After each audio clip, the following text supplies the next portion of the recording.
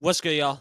Welcome back to the Titans Rundown. I am your host, Mike McCamey, and in today's episode, we are going to be looking at the hirings that good old Brian Callahan has made during his first few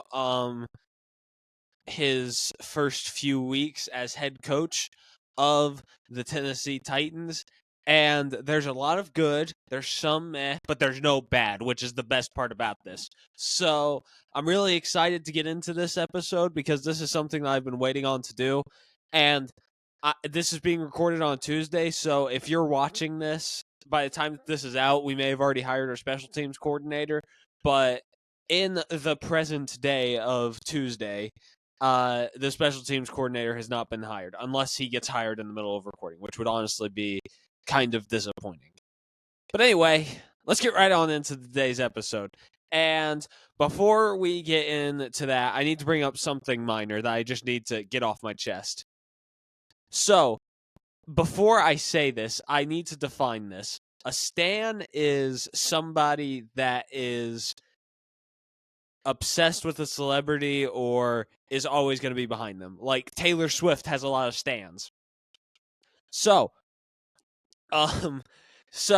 here is the thing that I am very upset about.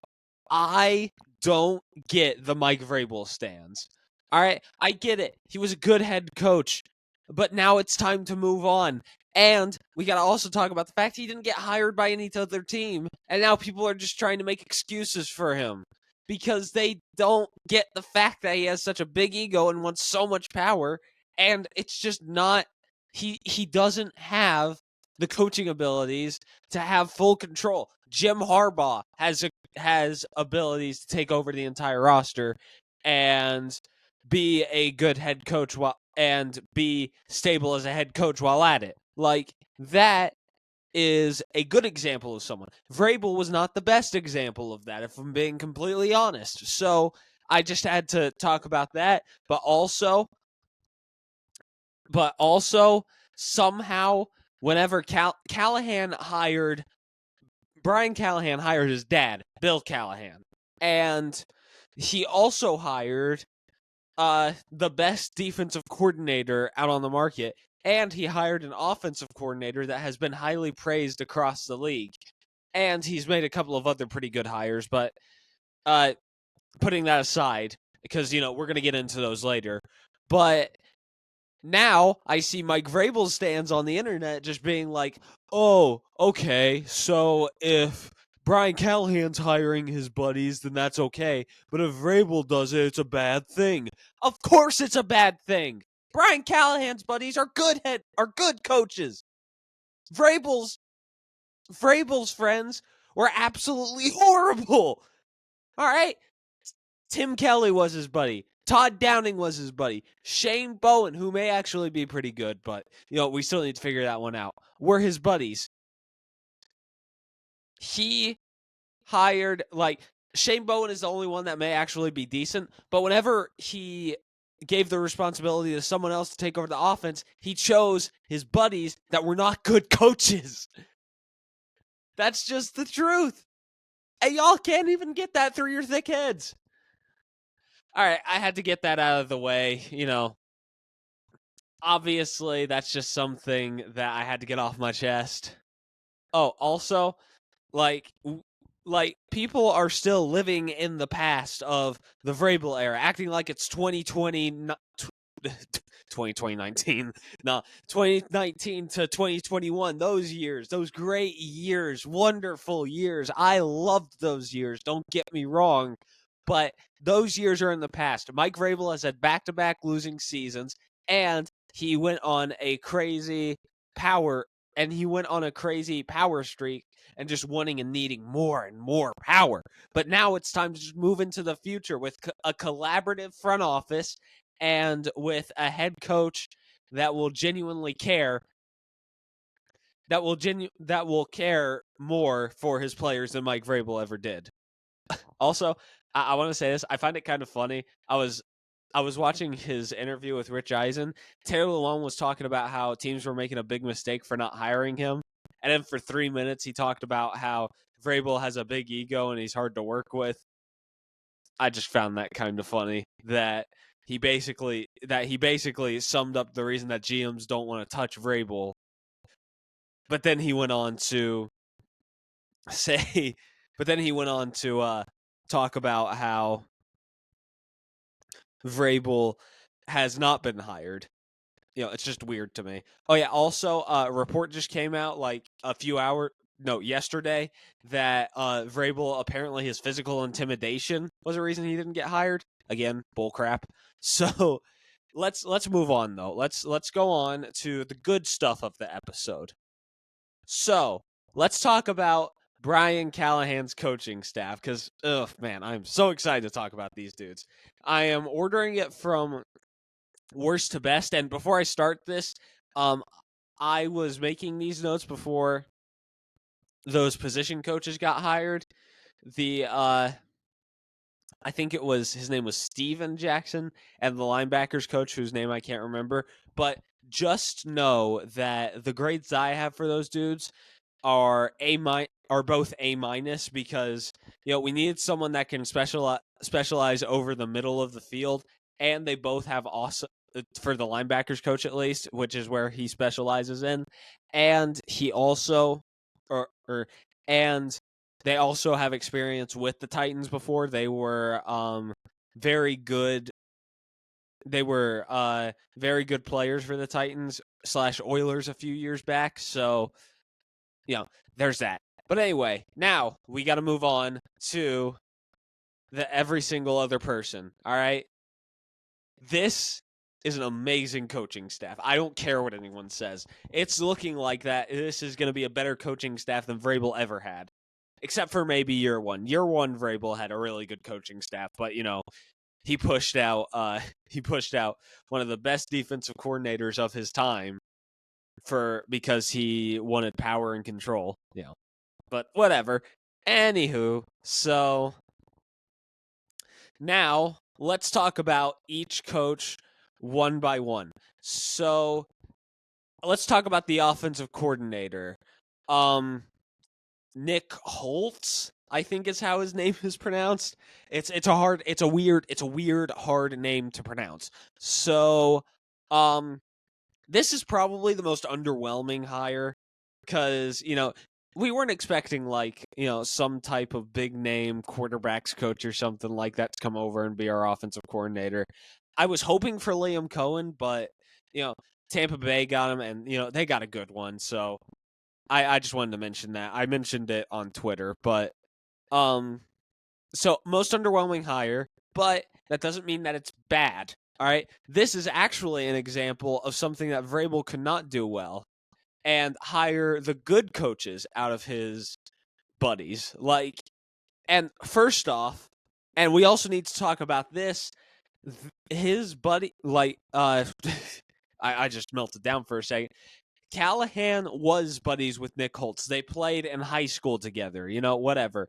And they knew each other during the period of time when Bill Callahan was in Nebraska. Whatever. But what people are leaving out is that Nick Holtz did not ride or die with the Callahans. He was he was in the NFL, but he wasn't just riding off of their name. He was sitting in the Raiders organization, and also he was retained by 3 or 4 different head coaches. I feel like that says a lot whenever someone keeps on. There may have been more coaches though. Don't quote me on that. But he kept on getting retained year after year after year. That has to say something, right? That he kept on getting retained. Also, Evan Ingram had some really good things to say about him at the Pro Bowl. So overall, I like the hire, and he's someone that will know the Brian Callahan system, and he is known for being a very good teacher, which is what we need in an offensive coordinator. Not someone that's going to be able to draw up amazing plays and call amazing plays as well. Just somebody that can be a great teacher of the offense to other people. So I gave this, so I said this was a solid hire, and I gave it a B minus. And yes, that is the worst grade that I gave out because the rest of these are actually really good. All right.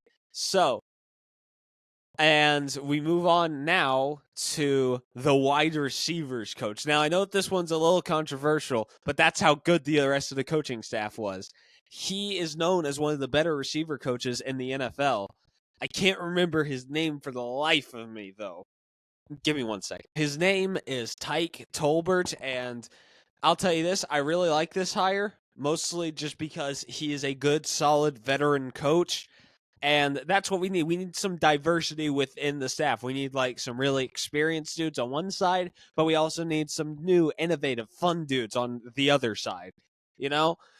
So, like, he is very respected across the NFL. I think that y'all see this all the time.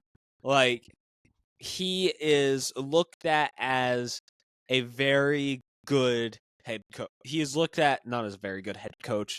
Sorry, he's looked at as a very good receivers coach. DJ Moore has good things to say about him, and just every single receiver that has played under him in general has had a lot of good things to say about him, which, I think that is a big confidence booster to me, at least. So that's honestly, I'm really happy with it. So, like, I don't have as much to say about this hire as the coordinator hires or the O-line hire, which we're going to get to that. But overall, this was a very good hire. Like, we were able to hire him away, and he is very well respected around the NFL. So I gave it an A minus. It's not like the greatest hire, but it's a very good hire. That's the tier above the solid hire. Now, we move on to what I believe was the second best hire. We move on to Mr. Denard Wilson. Oh my gosh. This is the hire that has defined what's happening in the Titans culture right now. Let me tell you that much. All right? He was offered by every other team to be the defensive coordinator for like the Packers, for other teams that need defensive coordinators. Stick with me. I just can't remember who those are. But like, he was offered by all these other teams. Everybody else wanted him. But you want to know what job he took? He took the Titans job because he wants to be a Tennessean. I love it. Man, it gets me hyped up every time that I think about that hire. Because of, not just because he's a good coach, but because of what it represents. The new age of people wanting to come to Nashville and be a coach. Like, it's just so exciting, honestly. So, obviously, he was the best defensive coordinator on the market. That's what is known. He has spent time under great defensive minds like Jeff Fisher, Jack Del Rio. Did he spend time under Jack Del Rio? I can't remember. I'm not even too sure if Jack Del Rio was a defensive mind. But anyway, he also spent time under Jonathan Gannon, which, as much hate as he gets from Eagles fans, is still a head coach, and he got a head coaching job for a reason. And he also spent time under Matt Patricia. Now, hold on. I know people consider him potentially the worst coach overall in the NFL, but he had to have learned a thing or two under Belichick, right? Like, that's something that could be considered a positive as well. Like, he has genuinely looked like he's very close to being the best hire. Very close. All right? Like, he also has been described to have a D'Amico Ryans type presence with his players. D'Amico Ryans, the dude that's the head coach for the Houston Texans right now. The dude that just brought the Texans to the playoffs after a year where they could barely even beat any other NFL team. Now, was Stroud a big part of that? Was Slowick a big part of that? 100%. But it shows a lot whenever you can change the culture and the mindset of a football team going in to your first year as the head coach, just like that. All right. I know that that sounds like I am just praising D'Amico Ryans and just talking about, oh yeah, Denard Wilson was described that way. But but hearing Denard Wilson described that way is what gets me excited. Now, will he probably be gone within 3 years to go be the head coach of whatever NFL team comes and offers him? Yeah, for sure. He'll be gone. We know this. But for now, he can set the standard with the Titans defense, and we can be able to go out and go get another defensive coordinator that not defensive coordinator, but another defensive mind that may have connections with Denard Wilson, and that could end up being our new defensive coordinator. This is how it starts out. Slowly over time, the candidates just keep on getting better and better. I'll bet you he's able to hire one of those really experienced defensive minds, got a shot at the head coaching gig, but then it ended up being okay, but it ended up being absolutely garbage, and now they're trying to find defensive coordinator jobs. That's what this hire could set up to happen, and then we have an offensive and defensive mind for the next few years. So obviously, I really like this hire. He chose us over any other team, which is just so exciting, and it gets me amped up and happy and whatnot. So I'm going to say this is a great hire. I'm giving it an A+. And before you ask, yes, there is one more person above him. Now, I know that sounds honestly kind of wild. Who would I put over him? Well, whenever you have someone that is respected around the league, is a very good veteran, is known as one of the greatest coaches of all time at what he does, and is the dad of your head coach, I think it's quite obvious who the best hire was. Bill Callahan, hiring him away from the Cleveland Browns. First off, I want to give a shout out to Stefanski for being a class act about it and being talking about how this opportunity doesn't come around that often for a head coach to, not for a head coach, but for a coach to go be able to coach with his son, this opportunity does not come around that often. So they let him go and they let him get hired away, which I respect. But anyway, so this hire is the best hire, and it's not even close. I'm sorry to Denard Wilson. I know how much I raved about you, but it's just it's not fair whenever you have one of the best O-line coaches of all time competing with you. He has been around all of football for a very, very long time. He was the head coach at Nebraska for a while. And while that tenure is considered a failure, that doesn't take away from his ability to coach an offensive line. It does take away from his ability to be a head coach, sure, but that doesn't mean that if you are a bad head coach, it just automatically means, oh, you're no good for an O-line coach, that's just not true. So he's obviously going to have chemistry with his son, too, and that's a positive. So I thought this was the best hire. I put it a tier above everybody else, and I give it an A++. And I know that doesn't exist, but I just had to do that for this situation because it's just not fair to all of the other coaching candidates. All right, so before I end the episode, I want to end off on this note, just a funny note that I found quite interesting. So, I found it quite funny. Are the Giants trying to rebuild the entire Titans not head coaching staff, but coaching staff? They already put Tim Kelly's their tight end coach, and they hired Shane Bowen as their defensive coordinator. What's going to happen next? You gonna fire Brian Dable after next year and go after Mike Vrabel? Are you using this as bait to see if Vrabel would show any interest in you? If if it ended up not going well for Brian Dable next year and he ended up getting fired? Like, is this what this is meant to be? I'm not too sure, honestly. But I am interested to see how that plays out because I don't know if that's the best idea. Anyway, so that will wrap up today's episode. I have Instagram, TikTok, and Twitter. They're all X, whatever. They're all under the Titans Rundown.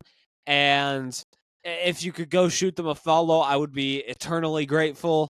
And I love Titans. I love the Tennessee Titans. I am one of the most passionate Titans fans that you will meet. And as you can tell, I'm really excited for this team's future. But anyway, that's going to do it all for me. This has been a rundown of the coaching staff for your Tennessee Titans. I love y'all, and tighten up.